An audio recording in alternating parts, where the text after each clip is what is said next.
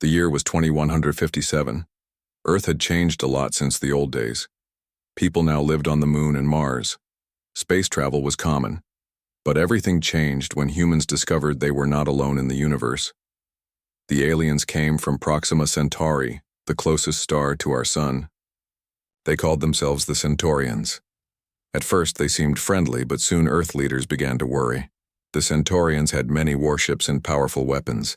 They asked too many questions about Earth's defenses. Admiral Frank Carter stood at the window of the United Nations Space Command headquarters. He watched the sunset over New York City.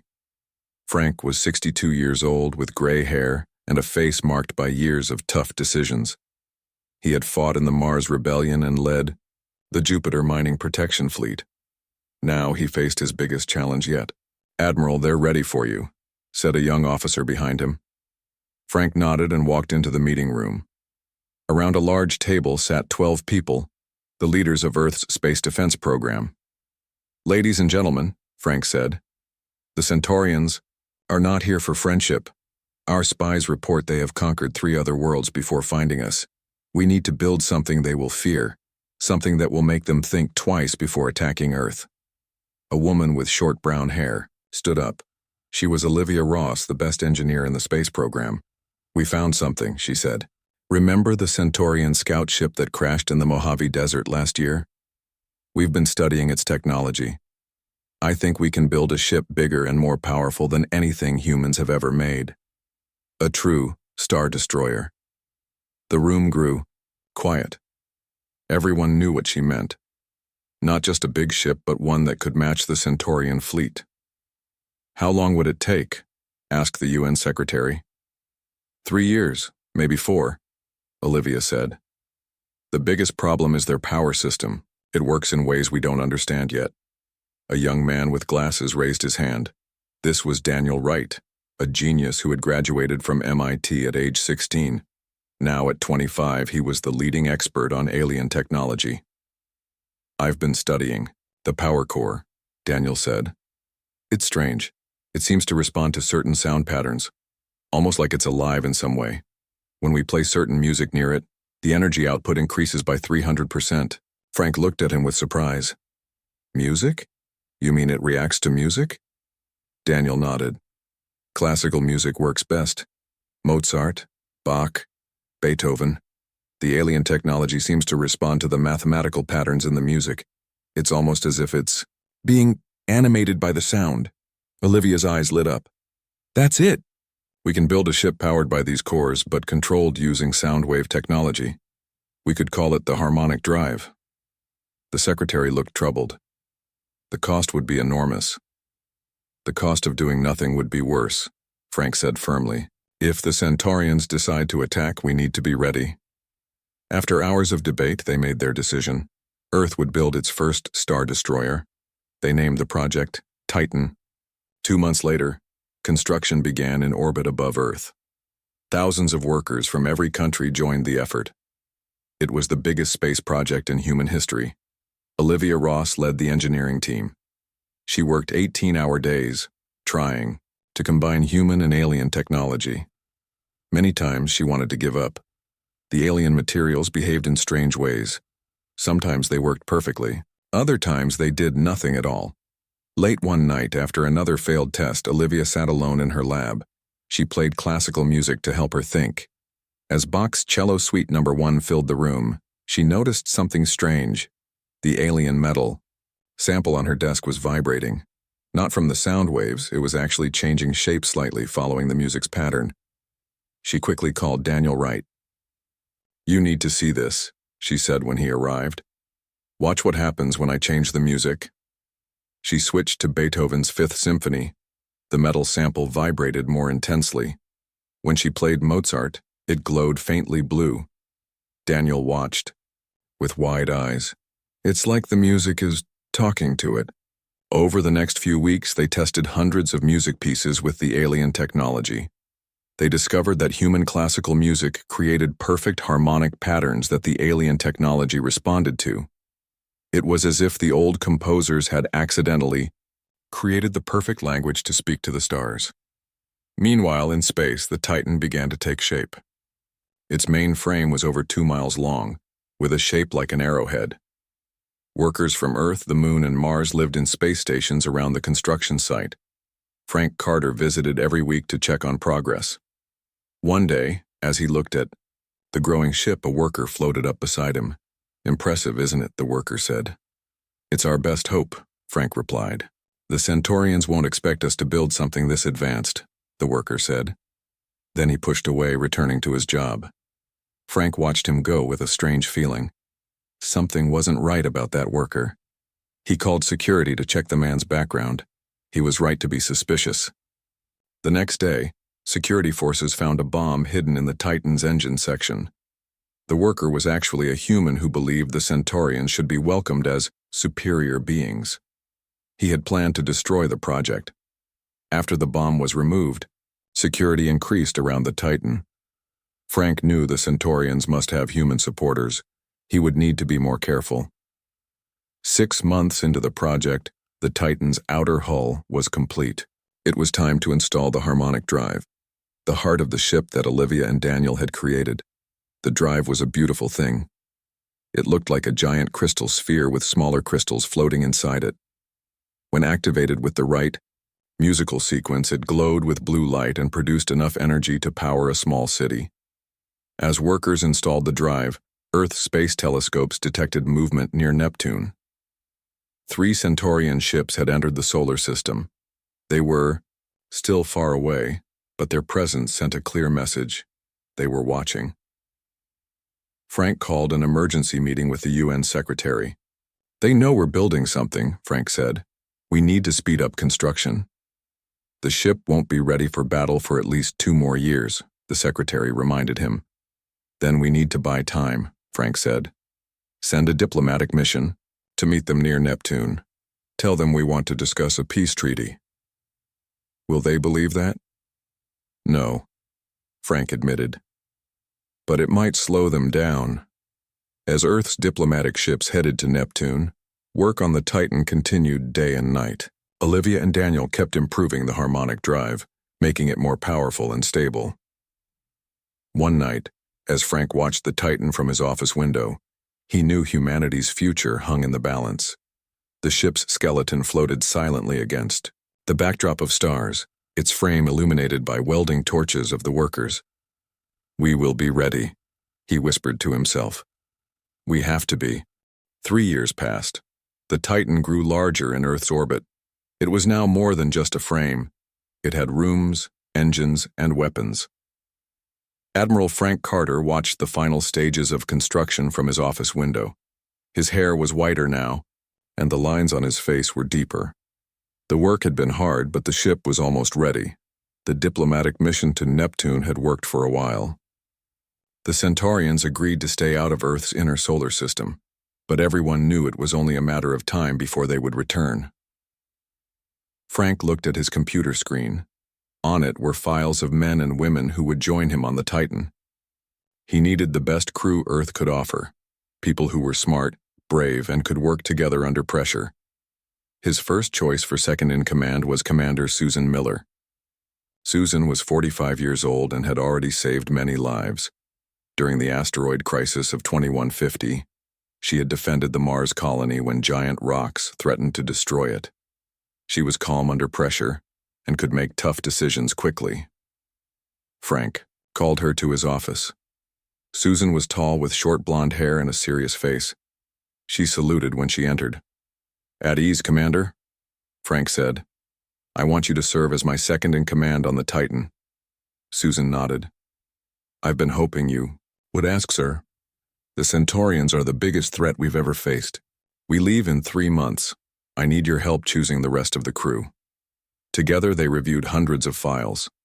They selected Lieutenant Peter Morgan to serve as navigation officer. Peter was only 28 but had a special talent. He could understand alien behavior patterns better than anyone else. He had studied the Centaurians from the moment they were discovered and knew their tactics. For the science team, they chose Dr. Nancy Klein. Nancy had created the weapon systems for the Titan. She understood exotic matter and could make the most powerful weapons humans had ever built. With her came Dr. William Hayes, a strange but brilliant man who studied alien biology and communication. William often talked to himself and had unusual habits, but no one knew more about alien life forms. Security was the next concern. Frank wanted Alan Parker, a former Special Forces soldier who had protected Earth's lunar colonies. Alan was tough and smart. He put together a team of security officers from countries all over Earth. They trained to fight both inside and outside the ship, in space and on alien worlds. The medical bay needed someone special, too. Dr. Gregory Thompson had invented ways to heal injuries quickly. He could treat wounds that would have been fatal just 10 years earlier. His medical knowledge would be essential for the dangerous mission ahead. As the crew came together, they began training in simulators. These were fake versions of the Titan where they could practice without risking the real ship. The early sessions did not go well. People argued.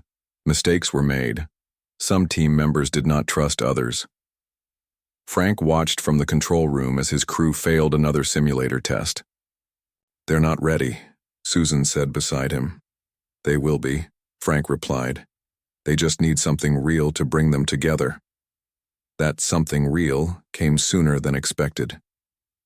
One night, while most of the crew was sleeping in their quarters, near the space dock, alarms blared through the building. Security officers ran through the halls, weapons drawn. Frank and Susan rushed to the command center. On the screens, they could see someone in a spacesuit floating toward the Titan's harmonic drive. The person carried what looked like an explosive device. "All security teams to the main engine room," Alan Parker shouted into his radio. "We have an intruder trying to sabotage the harmonic drive." The crew jumped into action. Peter Morgan studied the intruder's movements and predicted where they would go next. Nancy Klein checked the ship's systems to see if anything had been damaged yet. William Hayes suggested using sound waves to slow down the intruder, since the harmonic drive responded to sound. Alan led a team of security officers to intercept the saboteur. They moved quickly through the ship's corridors, following Peter's directions. When they reached the engine room, the intruder was already attaching the explosive to the harmonic drive. "Stop!" Alan shouted, pointing his weapon at the figure in the spacesuit. The intruder turned and fired a weapon. The security team took cover. They couldn't shoot back without risking damage to the harmonic drive. From the command center, Frank had an idea.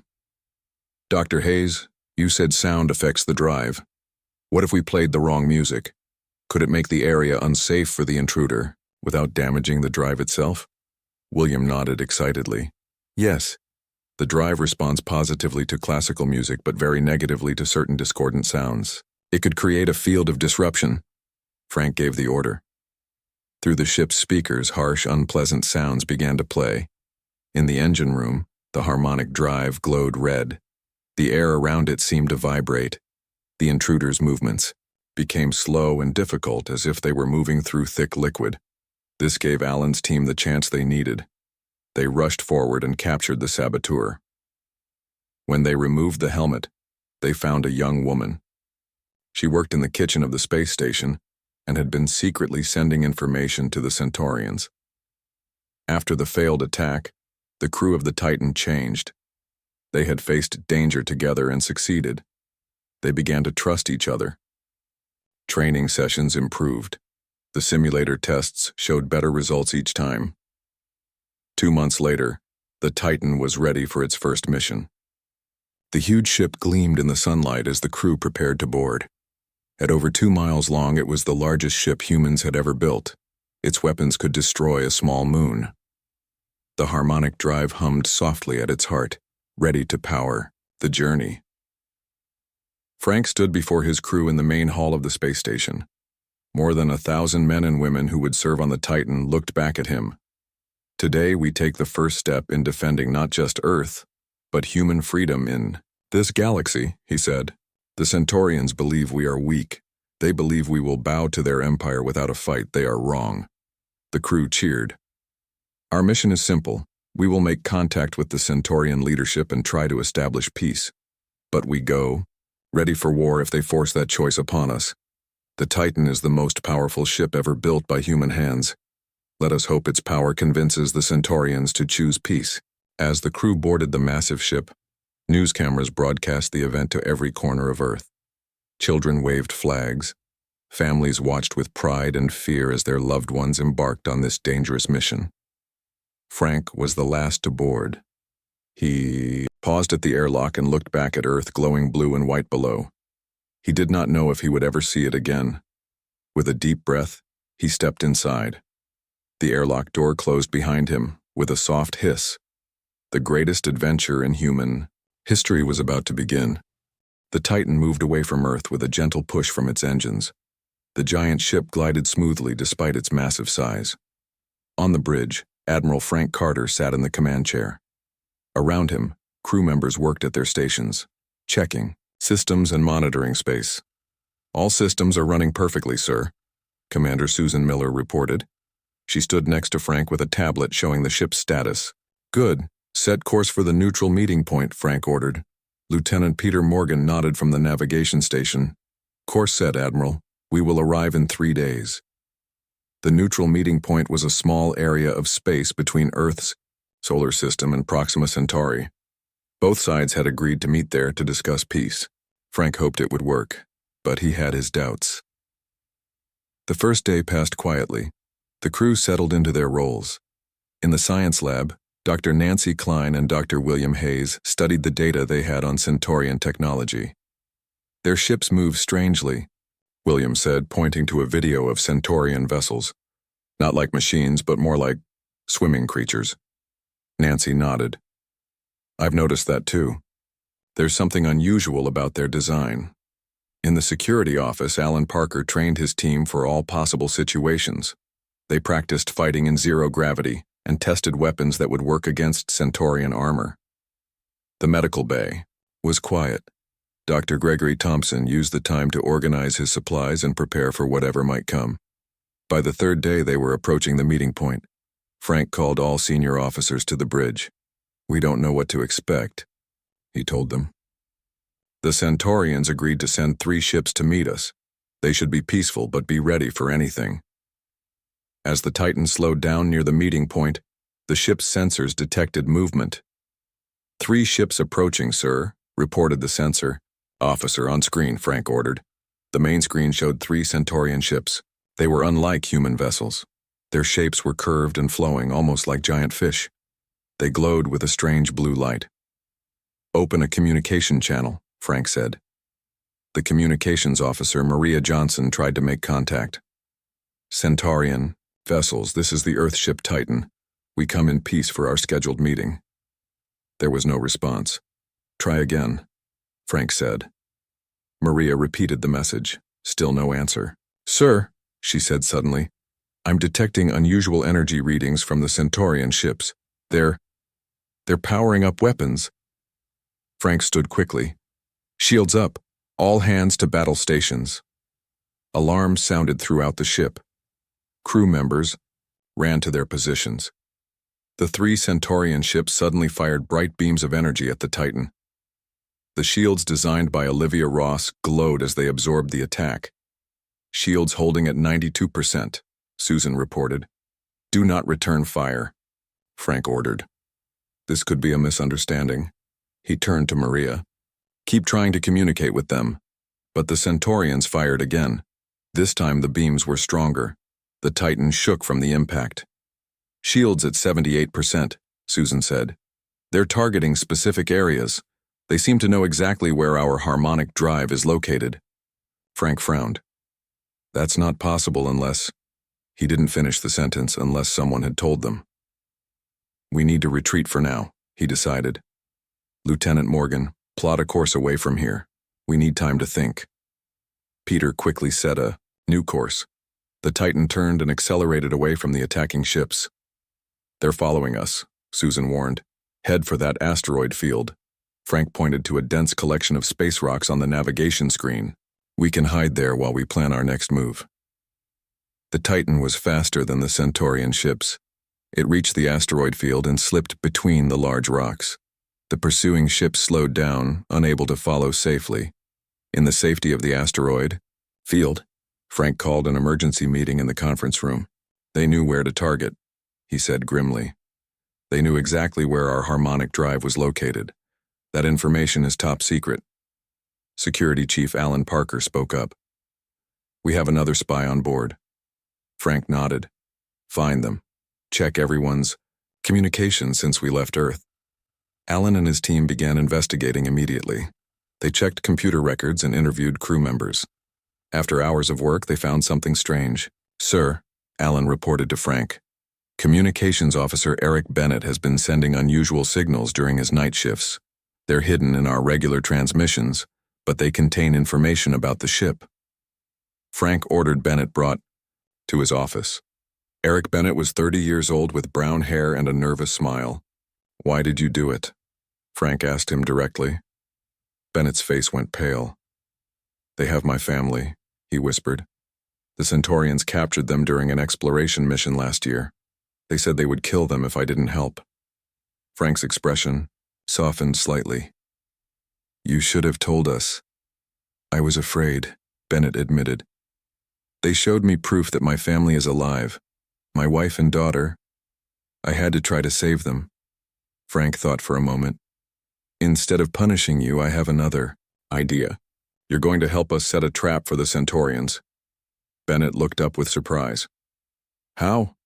You'll keep sending them information, but now it will be information we want them to have, Frank explained. We can use this to our advantage. Over. The next few days, Bennett sent carefully planned messages to the Centaurians. The messages contained false information about the Titan's weaknesses and plans. Meanwhile, Dr. Klein and Dr. Hayes continued studying the Centaurian ships. Look at this, Hayes said one morning, pointing to a scan of one of the enemy vessels.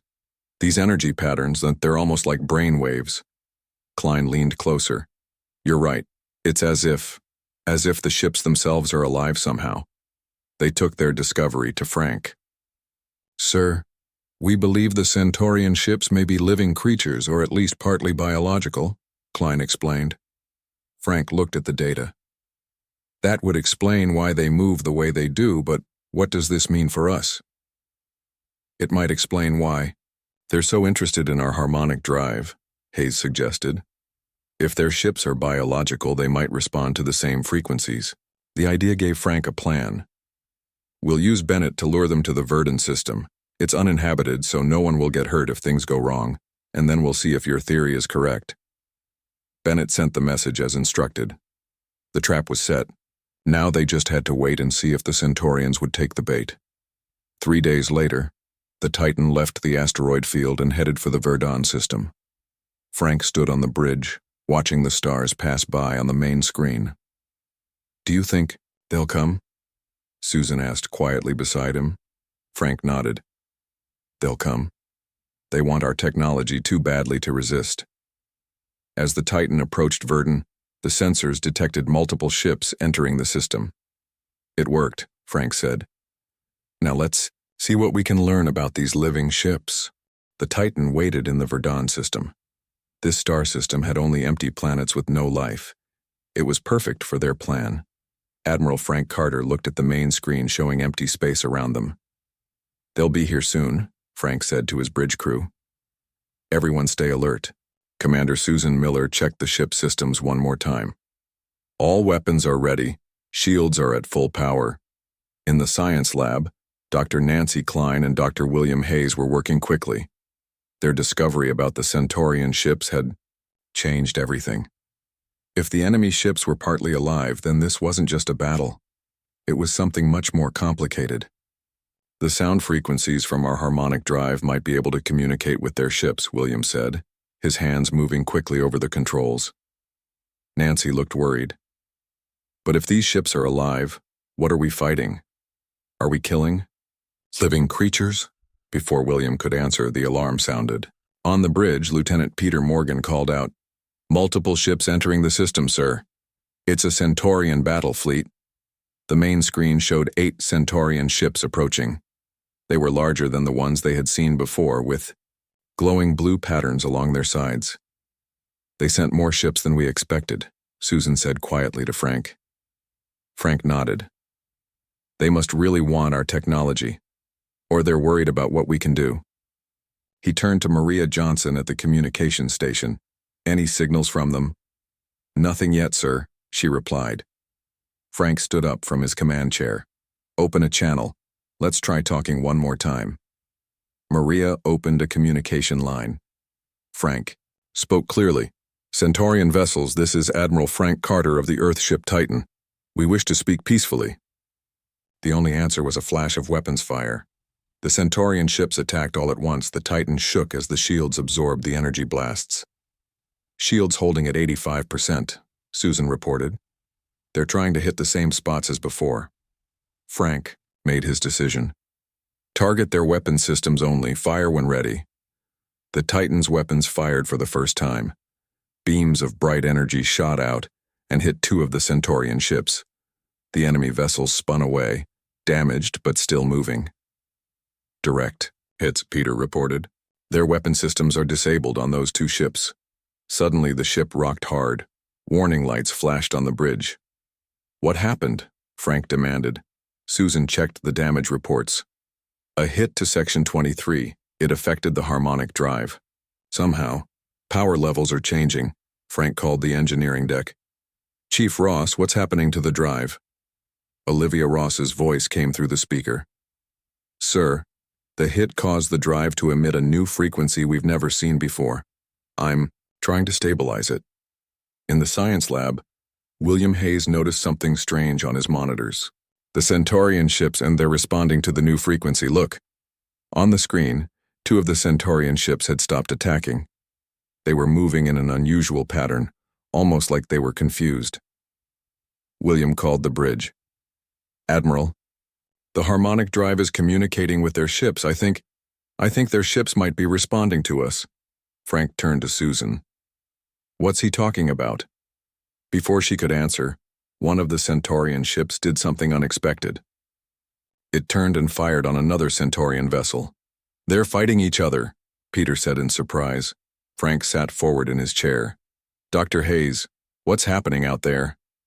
William's excited voice came through the speakers. Sir, I think the ships themselves are rebelling against their pilots. If our theory is correct and these are living entities, the harmonic drive might have woken them up somehow. Frank saw an opportunity. Olivia, can you change the harmonic drive's frequency? Make it stronger. Aim it directly at the Centaurian fleet. I can try, Olivia replied. Give me 2 minutes. As the battle continued around them, Olivia worked to adjust the harmonic drive. The Titan continued to fire at the enemy weapon systems, disabling but not destroying the ships. Ready, sir, Olivia finally reported. Broadcasting now. A wave of energy pulsed from the Titan. It wasn't visible, but the sensors showed it spreading outward. When it reached the Centaurian ships, the effect was immediate. All of the enemy vessels stopped firing. They began moving erratically as if there was a battle for control happening inside each one. It's working, Frank said quietly. Their ships are breaking free. After a few minutes of chaos, 3 of the Centaurian ships turned and fled the battle. 2 others stopped moving completely. The remaining 3 continued to attack, but their movements were slow and uncoordinated. Target their engines, Frank ordered. Let's end this quickly. The Titan fired again. This time, the 3 attacking ships were left drifting in space, unable to move or fight. Frank stood up. Prepare boarding teams. I want to know exactly what we're dealing with. Security Chief Alan Parker led the boarding mission. With him went Dr. William Hayes to study the alien ships. They wore spacesuits, with weapons ready as they entered the closest Centaurian vessel. Inside, they found something no human had ever seen before. The ship wasn't just a machine. It was a massive living creature with technology attached to it. The walls were made of something like flesh. The corridors pulsed like blood vessels. In the control room, they found Centaurian pilots connected to the living ship by tubes and wires. The aliens looked like tall, thin humans with pale blue skin and large black eyes. They appeared to be unconscious. They're using these creatures as ships, William said in horror. These beings are enslaved. Alan carefully examined the connection points between the Centaurians and the living ship. It looks like they're controlling them with these neural implants. William studied the readings on his device. The ship itself is trying to break free. Our harmonic drive frequencies disrupted the control system. They explored further and found a chamber filled with glowing pods. Inside each pod was a smaller version of the ship creature. They're breeding them, William realized. Growing living ships to use as weapons. When they returned to the Titan, they reported everything to Frank. The Admiral listened with growing concern. So the Centaurians aren't just using advanced technology, he said. They're enslaving an ancient spacefaring species and using them as weapons. Yes, sir, William confirmed. And when our harmonic drive broadcast that specific frequency, it somehow communicated with these beings. It disrupted the neural control system. Frank stood and walked to the window, looking out at the disabled Centaurian ships. Can we communicate with these ship beings? I believe so, William said. They seem to respond to certain sound patterns, just like the technology we found in the crashed scout ship. Music is a universal language, apparently. Olivia had joined them by now. The alien technology we've been using in our harmonic drive, it must have come from these beings originally. Frank nodded slowly. So we've accidentally created a way to free them. He turned to his officers. Change of plans. We're not going to fight the Centaurians. We're going to free their ships. The officers looked at each other in surprise. The harmonic drive isn't a weapon, Frank continued. It's a key to liberation, and that's what the Titan will become. Not a star destroyer, but a freedom bringer. As they spoke, one of the freed ship beings moved closer to the Titan. It positioned itself alongside as if offering alliance. Frank smiled. It looks like we've made a new friend. Let's see what it can tell us about the Centaurians, and how many more of its kind need our help. The Titan returned to Earth with 3 freed ships following behind it. People on Earth were confused at first. They expected to see battle damage or captured enemy vessels. Instead, they saw Admiral Frank Carter standing side by side with strange, glowing creatures that looked like a mix between giant manta rays and jellyfish. These are the ancients, Frank explained to the United Nations Council. They were enslaved by the Centaurians for hundreds of years. Their bodies were turned into living ships through cruel technology. The largest of the freed beings floated forward. It communicated through a special device Dr. William Hayes had created.